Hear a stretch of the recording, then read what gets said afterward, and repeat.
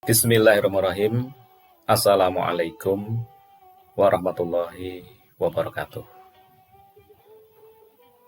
Anak-anakku, siswa kelas 8 dimanapun berada, selamat berjumpa kembali dengan pembelajaran kita,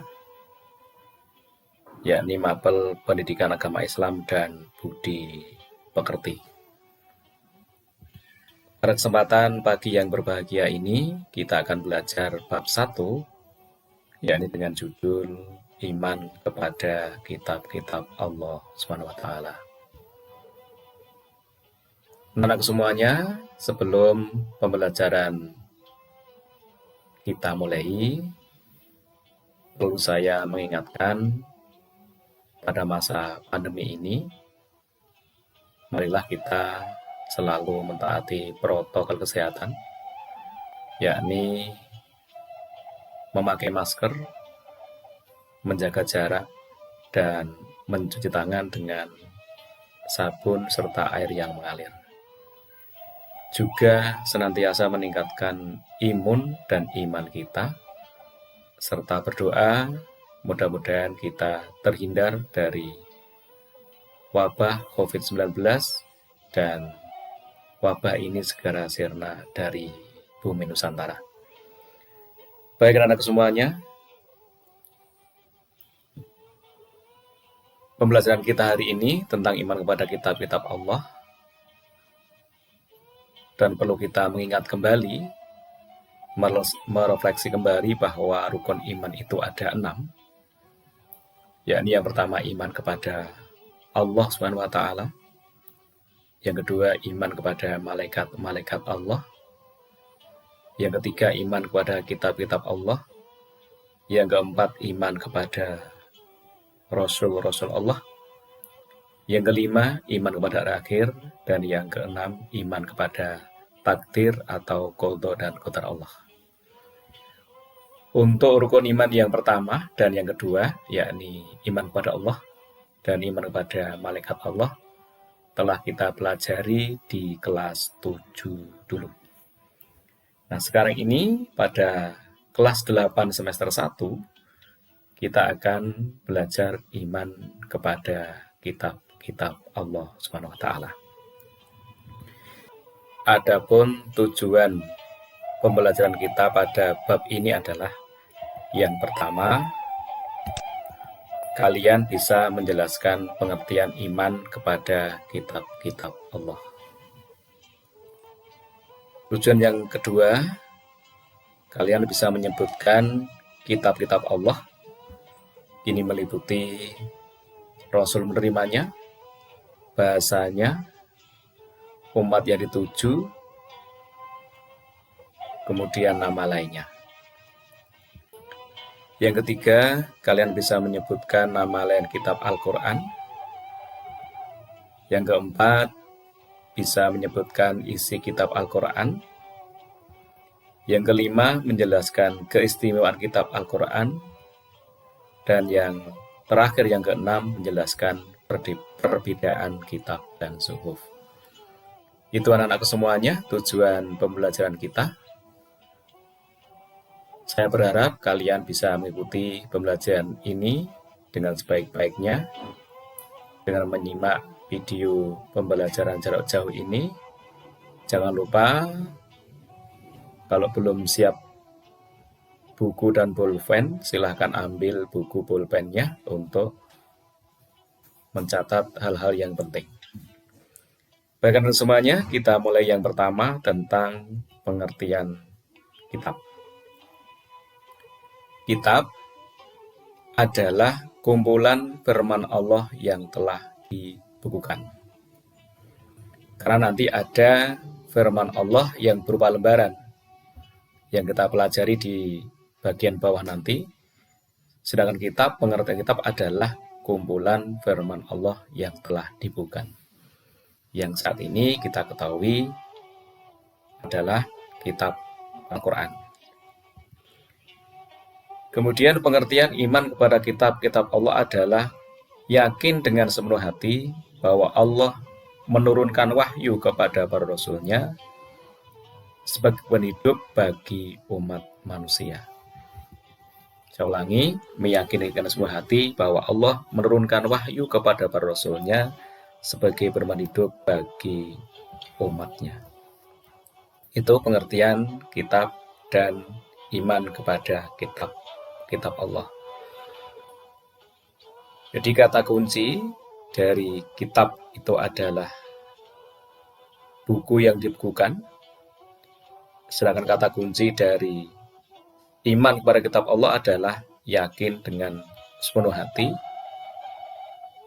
Jadi iman itu artinya yakin dengan sepenuh hati, sedangkan iman kepada kitab Allah berarti yakin dengan sepenuh hati bahwa Allah telah memberikan wahyu kepada Rasulnya sebagai pedoman bagi umat manusia. Tentunya agar manusia bahagia di dunia dan di akhirat. Itu pengertian kitab dan pengertian iman kepada kitab Allah. Kita lanjutkan dengan kitab-kitab yang wajib kita imani. Kitab yang wajib kita amani itu ada 4. Apa saja? Yang pertama adalah kitab Taurat. Nama lainnya adalah kitab Torah atau kitab Perjanjian Lama. Kitab ini diberikan kepada Nabi Musa alaihissalam di Bukit Tirsina, Mesir pada abad 12 sebelum Masehi. Kemudian bahasanya bahasa Ibrani, ditujukan untuk Bani Israel atau bangsa Yunani. Itu kitab yang pertama, yaitu kitab Taurat. Adapun isinya ada 10.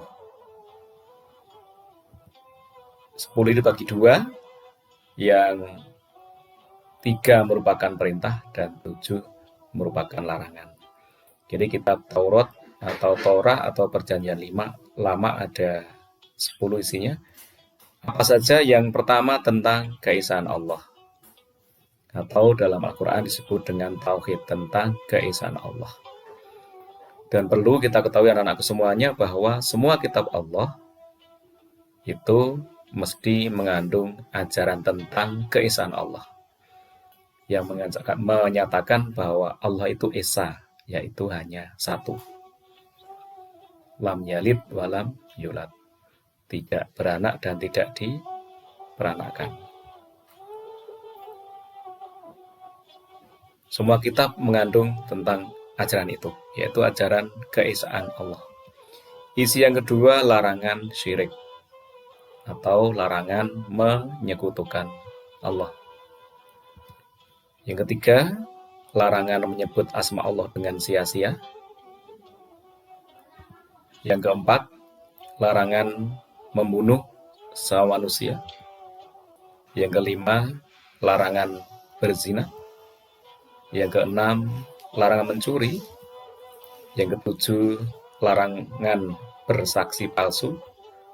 Yang kedelapan, larangan merebut istri orang lain. Yang kesembilan, menghormati orang tua.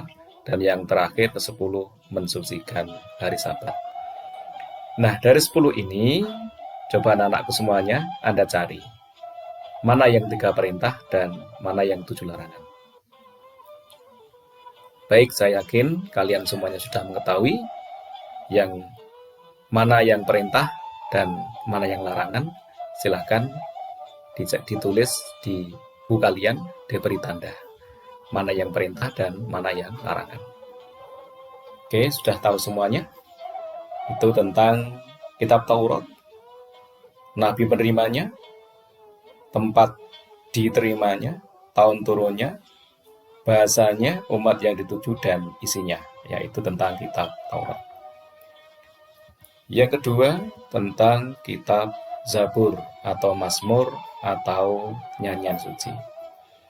Kitab ini diturunkan kepada Nabi Daud alaihissalam di Yerusalem, Israel, pada abad 10 sebelum Masehi. Adapun bahasanya adalah bahasa Kiptu. Kemudian secara bahasa, Zabur itu berasal dari kata Zabara, kemudian menjadi Zaburu, kemudian Zabur yang artinya tertulis, Sehingga kitab Zabur artinya kitab tertulis. Itu pengertian kitab Zabur. Isinya tentang doa-doa, zikir, nasihat, hikmah. Tidak ada dalamnya hukum syariat yang baru, karena syariatnya mengikuti syariat Nabi Musa. Berarti isi kitab Zabur atau Mazmur itu sama dengan isi kitab Taurat, yaitu berisi tentang 3 perintah dan 7 larangan. Itu isi dari kitab Zabur. Jelas ya anak semuanya? Itu kitab Zabur. Kemudian yang ketiga adalah kitab Injil atau Perjanjian Baru atau Gospel atau Alkitab. Kitab ini turunkan kepada Nabi Isa alaihissalam di Yerusalem pada abad 1 Masehi. Bahasanya adalah bahasa Suryani dan kitab ini diperuntukkan bagi Bani Israel. Kemudian isi dari kitab Taurat disemburkan dalam kitab Injil, yaitu berisi seruan kepada manusia agar bertauhid kepada Allah, menghapus bagian dari hukum yang terdapat pada Taurat yang tidak sesuai dengan zamannya. Jadi isinya pada kitab Injil ini menghapus sebagian kitab yang ada di kitab Taurat. Bisa ulang dari kitab yang kita pelajari, kitab Taurat isinya 10, kemudian Zabur syariatnya juga 10, ditambah dengan hikmah, nyanyian suci, dan lain sebagainya. Sedangkan pada kitab Injil, sebagian hukum yang ada di kitab Taurat dihilangkan di dalam kitab Injil. Yang keempat adalah kitab suci Al-Quran. Hal ini saya yakin kalian semuanya sudah memahami, namun demikian perlu kita ulang kembali. Ini diberikan kepada Nabi Muhammad SAW di Mekah pada tahun 610 Masehi, bahasanya bahasa Arab. Yang berisi syariat yang menghapuskan sebagian kitab Taurat, Injil, Zabur. Dan nanti di bagian berikutnya akan kita pelajari tentang isi dari kitab Al-Quran. Baik anakku, itu semua tadi 4 kitab yang kita pelajari. Kemudian untuk kitab Al-Quran sendiri diturunkan secara berangsur-angsur, jadi sedikit demi sedikit, tidak sekaligus, menggunakan waktu kurang lebih selama 22 tahun, 2 bulan, dan 22 hari. Kemudian kitab Al-Quran terdiri dari 30 juz, 114 surat, 6.236 ayat, 74.437 kalimat, dan 325.345 huruf. Turunnya Al-Quran sekarang ini diperingati sebagai hari Nuzulul Quran. Wahyu yang pertama, surat Al-Alaq 1-5 yang diturunkan di Gua Hira ketika Nabi Muhammad SAW berkhalwat. Kemudian wahyu yang terakhir adalah surat Al-Maidah ayat 3.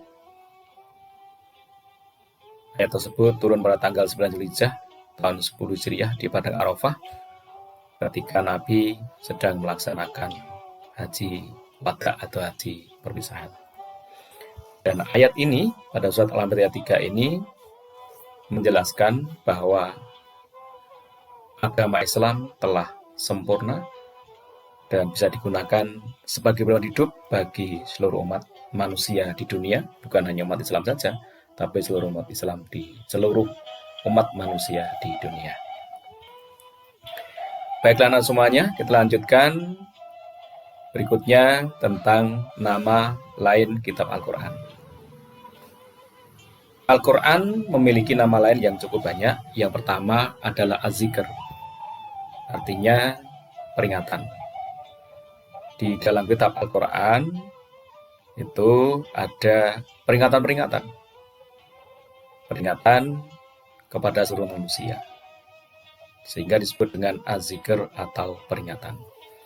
Misalnya peringatan, kalau kalian ingkar, tidak bersyukur, akan kena azab. Itu ayatnya, la in sakartum la azidanakum wa la in kafartum inna adzabi lasadid. Jika kita tidak bersyukur, kita akan mendapatkan azab Allah yang sangat pedih. Nama lain yang kedua adalah Al-Huda, adalah petunjuk. Al-Quran sebagai petunjuk yang menunjukkan jalan kebahagiaan, keselamatan, khususnya di akhirat dan di dunia sudah mendapatkannya. Ini sebagaimana Allah berfirman, "Dzalikal kitabu la raiba fih." Inilah kitab sebagai petunjuk yang tidak ada keraguan di dalamnya.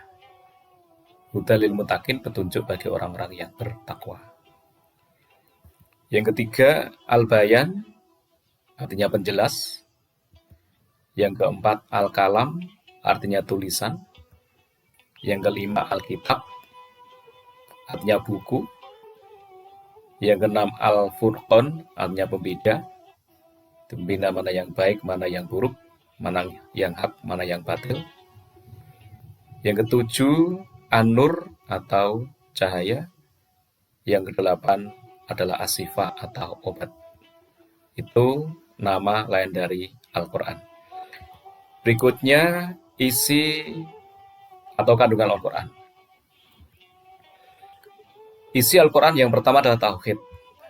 Telah saya sampaikan di atas bahwa tauhid itu artinya ajaran yang menyatakan bahwa Allah itu hanya satu. Allah itu hanya satu. Allah Tuhan yang Maha Esa. Allah itu satu.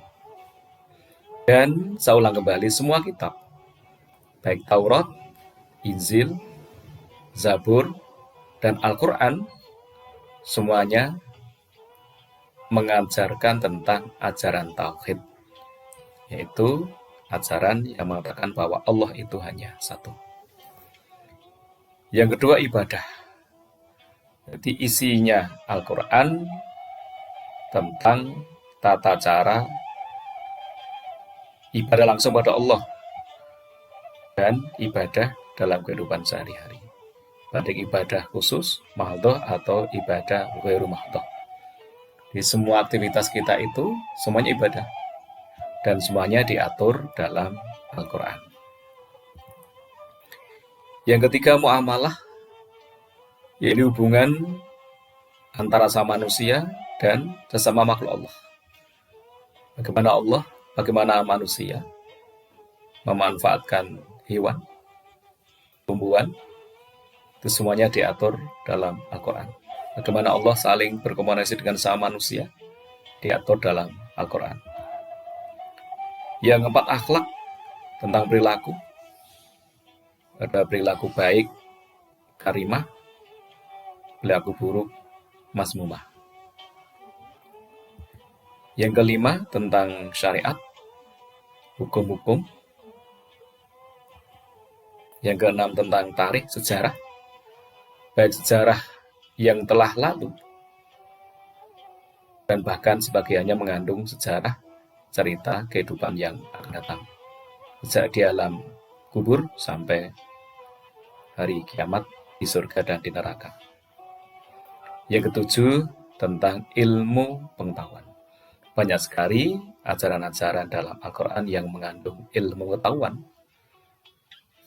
Bahkan walaupun Al-Quran turun sudah sangat lama, selalu bisa menjawab perkembangan ilmu pengetahuan. Nah, itulah tadi isi dari Al-Quran, ada 7 isi Al-Quran. Nah, kesemuanya kita lanjutkan selanjutnya tentang keistimewaan kitab suci Al-Quran. Apa keistimewaan kitab suci Al-Quran? Ada 5. Yang pertama, Kandungannya lengkap, mengatur segala aspek kehidupan.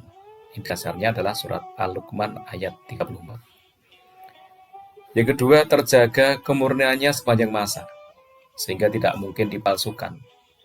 Karena Allah sendiri yang menjaganya. Sebagaimana Allah berfirman, Inna nanzalna dzikra wa inna lahu lakafidun. Sesungguhnya kami yang menurunkan Al-Quran dan kami pula yang menjaganya. Sebagian cara Allah menjaga Al-Quran adalah dengan memberi hidayah kepada orang-orang tertentu hafal terhadap Al-Quran. Karena banyak yang hafal, sehingga Al-Quran akan terjaga kemurniannya, tidak akan bisa dipalsu.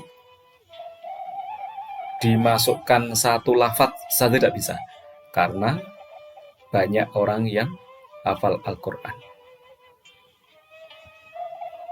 Dan itulah sebagian cara Allah menjaga kemurnian Al-Quran. Dan sampai hari ini, dan kita yakin sampai hari kapanpun, tidak akan luntur kemurnian dari Al-Quran. Yang kedua, sebagai hidup bagi manusia di atas hukum buatan manusia. Hukum buatan manusia itu kadang tidak adil, tapi hukum dalam Al-Quran sangat adil. Yang ketiga, tidak pernah usang, selalu sesuai dengan perkembangan zaman. Sampai kapanpun Al-Quran bisa menjawab tantangan zaman, termasuk ilmu pengetahuan. Kendati pun sudah turun beberapa tahun yang sangat lama, ketika ada penemuan baru dalam bidang pengetahuan, Al-Quran selalu bisa menjawabnya. Yang kelima, memiliki gaya bahasa dan sastra yang sangat tinggi, sehingga sulit ditandingi. Maka ada sebuah kisah yang menyangka bahwa Al-Quran itu adalah buatan Nabi Muhammad. Maka Allah turunkan wahyu yang merintahkan kalau orang mengira bahwa Al-Quran itu buatan Muhammad, disuruh untuk membuat satu surat saja seperti Al-Quran. Kalau tidak bisa sendiri, bisa mengajak orang lain, bisa mengumpulkan orang banyak, membuat satu saja kitab. Dan sampai sekarang belum ada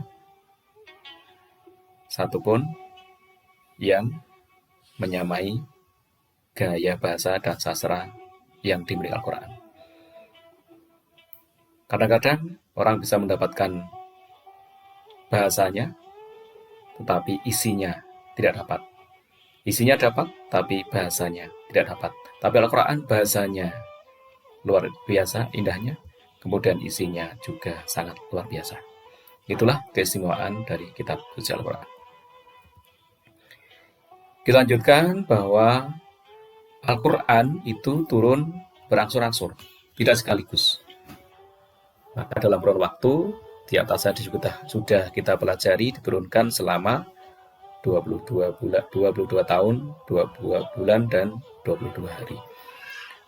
Apa hikmahnya? Yang pertama, mudah dimengerti, dihafal, dan dilaksanakan. Anda bayangkan kalau Al-Quran itu yang 30 juz turun sekaligus, tentunya akan sulit dilaksanakan, sulit dimengerti, sulit dihafal. Maka turunnya berangsur-angsur atau sedikit demi sedikit, sehingga mudah dimengerti, dihafal, dan dilaksanakan. Yang kedua, ayat yang turun sesuai dengan situasi dan kondisi, sehingga lebih berkesan di hati. Ketika Nabi Muhammad sedang perang, maka ayatnya yang turun tentang peperangan, sesuai dengan kondisinya. Ketika Nabi Muhammad sedang puasa, ayat yang turun tentang puasa, dan lain sebagainya. Ini semuanya tentunya lebih berkesan di hati. Berbeda ketika Nabi Muhammad sedang perang misalnya, kemudian yang turun tentang perdamaian, tentang pernikahan, tentunya tidak sesuai. Maka diturunkan secara berangsur-angsur. Yang ketiga, ayat yang turun saat ini kadang-kadang menghapus ayat yang turun sebelumnya. Jadi tidak mungkin sekaligus karena apa? Ayat yang turun saat ini kadang-kadang menghapus ayat yang turun sebelumnya. Misalnya larangan minuman keras. Itu diulang-ulang. Tidak sekali tapi diulang-ulang. Yang pertama diinformasikan bahwa minuman keras itu ada manfaatnya. Juga ada buruknya, tapi buruknya lebih banyak daripada manfaatnya. Karena saat itu kebiasaan orang Arab adalah minum minuman keras. Kemudian turun ayat yang berikutnya dalam kurun waktu yang cukup lama, yaitu ayatnya boleh minuman keras, tetapi ketika sholat tidak boleh minum minuman keras. Setelah jalan sekian lama, turun ayat lagi yang menyatakan bahwa minuman keras itu adalah perbuatan setan, kita disuruh meninggalkannya. Itu contoh. Sehingga tidak mungkin Al-Quran turun sekaligus, tapi cara berangsur-angsur, karena ayat yang saat ini kadang-kadang menghapus ayat-ayat yang turun sebelumnya. Baik anak-anak semuanya, kita lanjutkan. Fungsi iman kepada kitab-kitab Allah. Apa fungsinya? Kita beriman kepada kitab Allah adalah fungsinya mempertebal iman kepada Allah. Dengan belajar iman kepada kitab Allah, tentunya keimanan kita akan semakin meningkat, semakin tebal. Setelah kita mengetahui isinya, meningkatkan keimanan kita pada Allah. Yang kedua, menambah ilmu pengetahuan. Ini jelas karena di dalam Al-Quran banyak sekali tentang pengetahuan. Mau cari apa saja di dalam Al-Quran, ilmu pengetahuan ada. Yang ketiga, memberi penjelasan mana yang hak dan mana yang batil. Kita mendapat penjelasan yang benar itu mana, yang batil itu mana. Dan yang keempat, sebagai dasar mengambil keputusan dan peraturan kehidupan manusia. Jadi kalau kita sudah mengerti isi Al-Quran, ketika kita mengambil keputusan, hendaklah menggunakan referensi Al-Quran. Sehingga keputusan kita tidak akan merugikan kita, baik di dunia maupun di akhirat kelak. Bahkan anak-anak semuanya, itu tentang fungsi iman kepada kitab Allah. Kita lanjutkan yang terakhir, sesi yang terakhir adalah suhuf. Kalau yang pertama tadi kita belajar tentang kitab, hari ini kita lanjutkan dengan suhuf. Apa itu suhuf? Suhuf berasal dari kata sohifah, yang artinya lembaran wahyu Allah. Atau suhuf adalah kumpulan firman Allah yang masih berupa lembaran suci yang terpisah-pisah. Kalau kitab telah terkumpul jadi satu. Kalau suhuf masih berupa lembaran-lembaran. Jadi bedanya kalau kitab itu utuh satu, sedangkan suhuf masih terpisah-pisah. Kemudian ada beberapa nabi yang menerima suhuf dari Allah. Yang pertama Nabi Sis alaihissalam menerima 50 suhuf. Kemudian Nabi Idris alaihissalam 30 suhuf. Nabi Ibrahim alaihissalam 10 suhuf. Dan Nabi Musa alaihissalam 10 suhuf. Totalnya ada 10 suhuf. Baik anak-anak semuanya, alhamdulillahirrahmanirrahim. Pembelajaran kita telah selesai.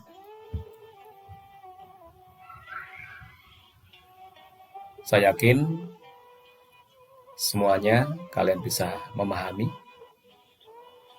Dan kesimpulannya adalah bahwa kita sebagai orang yang beriman harus meyakini kitab-kitab Allah. Kitab Allah ada 4, yaitu kitab Taurat, diberikan kepada Nabi Musa alaihissalam. Yang kedua kitab Zabur, diberikan kepada Nabi Daud alaihissalam. Yang ketiga kitab Injil, diberikan kepada Nabi Isa alaihissalam. Dan yang terakhir kitab Al-Quran kepada Nabi Muhammad sallallahu alaihi wasallam. Dengan 4 kitab ini kita mengimani. Tetapi syariat yang kita jalankan, hukum yang kita jalankan adalah kitab suci Al-Quran. Itu anak-anak. Baik anak-anak semuanya, selesai sudah pembelajaran kita pada hari ini. Mudah-mudahan pembelajaran kita ini bermanfaat untuk kita semuanya dan menambah pengetahuan kita semuanya. Untuk selanjutnya nanti akan saya share di grup WA kita tentang pendalaman materi dengan mengerjakan soal. Dan untuk lengkapnya anak-anakku semuanya, kalian nanti juga bisa melihat modul, mempelajari modul yang saya share di blog saya. Demikian, terima kasih. Sampaikan salam saya kepada kedua orang tua kalian atau orang tua kalian. Tetap semangat belajar. Kita akhiri dengan baca hamdalah bersama-sama. Alhamdulillahirrahmanirrahim. Demikian, terima kasih. Assalamualaikum warahmatullahi wabarakatuh.